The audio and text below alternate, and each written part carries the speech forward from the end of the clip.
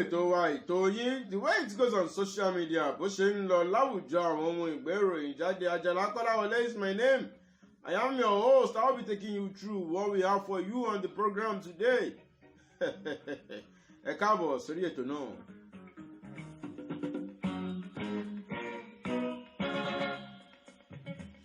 Bá a ṣe ń jáde lọ tá ń bọ̀ lágbára ilé wọn àní keléṣù lọ́nà àsì ní pàdé àgbákò.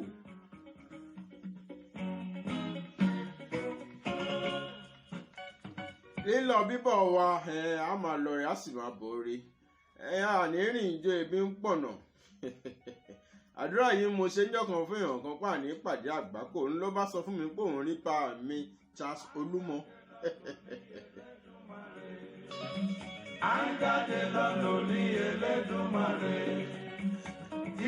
Ẹja máa fi ṣàdúrà anytime any day tá a bá ń jáde pé tá a bá ń lọ tá a bá ń bọ̀ àní rà ní fẹsẹ̀ sí a sì ní jáde lékú lọ́wọ́. Agbára Ọlọ́run ọba Elédùmarè Ọlọ́run ó máa dáàbò ẹ̀ yóò sì máa fìṣọ́ ẹ̀ ṣọ́ wa ní gbogbo ìrìn àjò wa.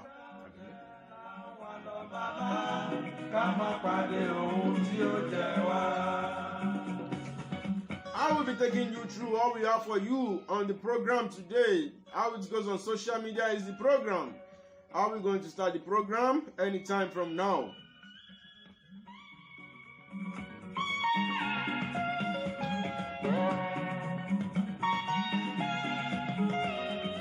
Ètò yóò bẹ̀rẹ̀ báyìí. Ǹjẹ́ gbogbo yín mọ̀ Kazeem Tìámíù tí ó ṣaláìsí ní Ṣàgámù ńjọ́ ní lọ́wọ́ àwọn elétò ààbò SARS.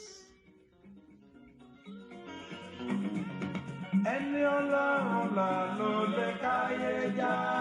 Ọlọ́run ọba Elédùmarè nìkan lolórí aláàbò tí ń dáàbò bò wá káàkiri gbogbo ibi tá a bá ń lọ ló ń dáàbò bò dúkìá wa ló ń dáàbò bò àwọn ẹbí wa lọ́tùn-ún lósì ìdílé méjèèjì.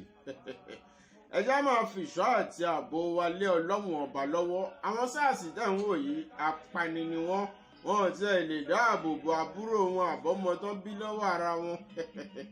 Kátó wá ní pé wọn yóò dáàbò bò àwọn aráàlú tá àti ẹ̀sùn mọ́ wọn pàápàá. Ọlọ́run ọba yóò máa dáàbò ẹ̀bò wá bíkíbi tá a bá lọ.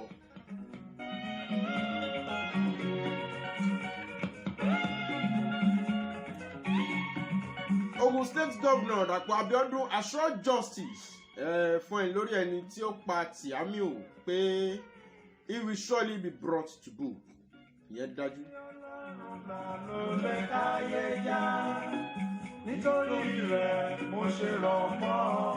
The death of Tìámíù Kazeem is saddening enough, and something should be done to avoid further loss or injury. Adúpẹ́ lọ́wọ́ àwọn ìjọba pé wọ́n ti gba ọ̀rọ̀ wa rò lórí ọ̀rọ̀ EndSARS yìí táwọn ń pariwo.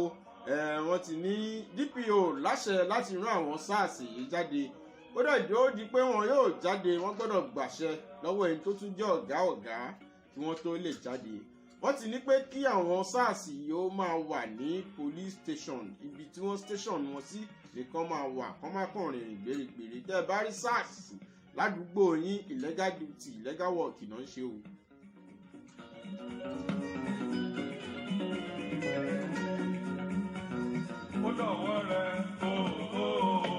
Ẹ jẹ́ á fi gbogbo nǹkan lọ́wọ́ Elédùmarè lọ́wọ́. Gbogbo ẹ̀mí wa ń tà ní ìjà àti tí mínú nǹkan tá a ní àtìlẹ́yìn ní tí ò mí. Ẹ jẹ́ á fi lé Ọlọ́run ọba Elédùmarè lọ́wọ́ kí ó máa dáàbò bò ó. Assuming pé measures have been put in place nígbà tí Kọ́ládé Johnson tó kúnjò ní eléyìí tí ó pa Tìámíù yìí kò ní rí bẹ́ẹ̀. Tìámíù yìí ò ní kú. Tìámíù ò ní kú kò ní kú.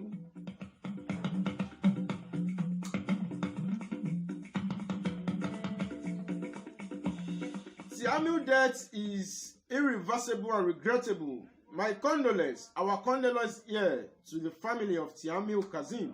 May Almighty Allah grant the family fortitude to bear the irreplaceable loss.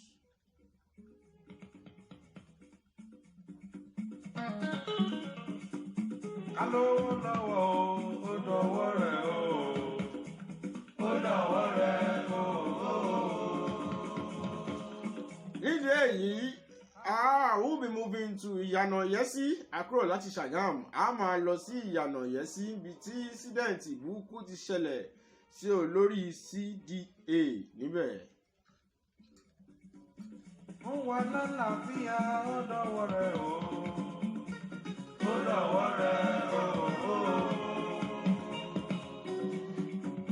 Jẹ́ka yé wà dára o.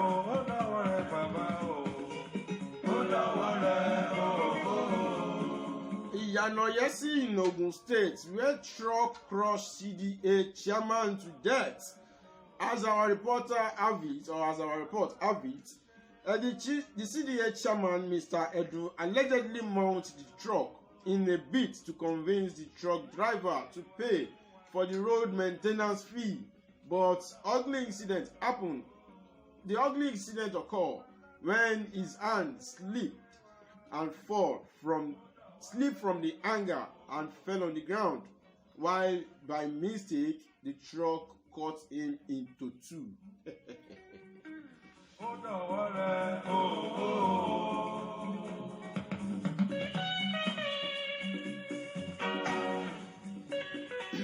Kò sí kékeré ìrìn àjò bá a ṣe wílẹ̀ kan wọ́n ní 30 minutes after this man left his house ní incident burúkú yìí ṣẹlẹ̀ sí.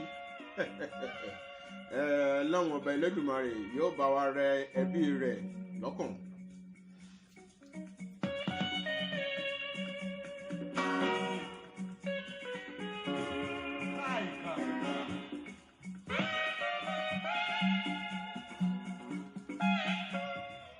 At the point where this bad incident happened, the truck was set ablaze, and the driver and the 3 other motorboys by angry mob.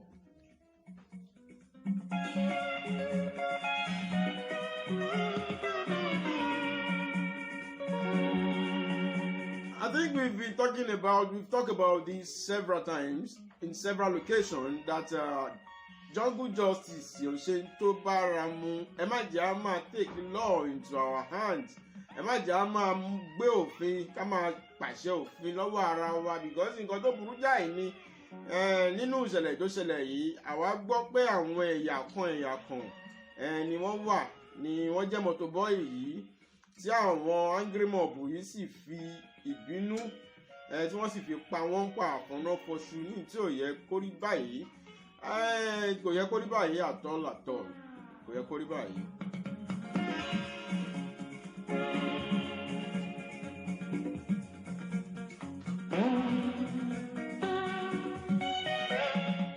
A kàn mú àwọn tí ò yẹ kí wọ́n jìṣà ìmọ̀dí, a kàn mú wọn jọ ń jẹ̀yà ẹ̀ṣà ìmọ̀dí tí ò dẹ̀ yẹ kó rí báyìí. Torí kákọ̀ assume, torí assumption làwa máa ń ṣe lórí ètò yìí. Èmi àti yànjọ assume ni pé tó bá jẹ́ pé ó lọ àbó boomerang, àwọn ẹ̀yà tí ẹ pa àwọn èèyàn wọn yìí kí wọ́n kàn tiẹ̀ dìde pé àwọn náà fẹ́ take justice lọ́wọ́ ara wọn. Wọ́n kàn wọnú ìlú ni wọ́n kàn bẹ̀rẹ̀ sí ní ṣe tí ò yẹ kí wọ́n ṣe. Àtẹni tó mọ owó àtẹni tí ò mẹsẹ̀ ní ìjà yóò tabá tó bá dìjà ẹlẹ́yàmẹ̀yà. Torí a kàn ń wò báyìí ni a mọ tí ó lè ṣẹlẹ̀ lẹ́yìn wá. Àwọn ọlọ́pàá àwọn agbófinró wà lórí ọ̀rọ̀ yìí. Ojoojúmọ́ náà ń dúró sí bus stop according to tá a gbọ́ pé kí ọ̀rọ̀ yìí má bàa bẹ́yìn yọ. A túbọ̀ rọ àwọn ọlọ́pàá àwọn agbófinró pé kí wọ́n dákun kí wọ́n dábọ̀ kí wọ́n bá wa mójútó ọ̀rọ̀ yìí dáadáa kí ó má bàa kọ̀ sí ìjà ẹlẹ́yàmẹ̀yà. Torí tó bá dá ìjà ẹlẹ́yàmẹ̀yà sílẹ̀ àwa náà mọ̀ pé a lè bá pààyàn gbé pọ̀ mọ́. Àmọ́ àwọn apààyàn wọ̀nyí tá à ń pè lápààyàn yìí torí a ti mọ̀ wọ́n lánàá kó tó dè ní pé wọn ò fẹ́ kí nǹkan ó ṣẹlẹ̀ sí àwọn èèyàn wọn, pé ìjà ni wọ́n gbé kaná. Tọ́mọ́dé wàá gbé ìjà kaná, ẹ̀yin náà mọ̀ pé àti aláìmọ̀ àti àti jẹ́jẹ́ mi ni mò ń lọ nìjà yọ tàbá tó bá pa èmi àbí ẹ̀yin àbí alásùnmọ́ wa báwo ni ó ṣe rí lára wa ẹ dákun ẹ dábọ̀ tí incident burúkú kan bá ti ṣẹlẹ̀ ní agbègbè ibi tá a bá wà ẹ jẹ́ á máa kọ́ṣọ̀nà àwọn ọmọ àdúgbò àbí àwa ara wa tá a jọ wà ládùúgbò ká má bàa máa kọ́ọ̀sì nǹkan tí ò yẹ ká tún máa kọ́ọ̀sì àní èrè jù báyìí lọ lórí ètò tèmi títí ọjọ́ mẹ́jọ àbí gbà míì tá a ó tún fi pàdé lérí ètò yìí Àjàlá Kọ́láwọlé lèmi ń jẹ́ o assumption ni o kò sí nǹkan míì ó dìgbà kan náà.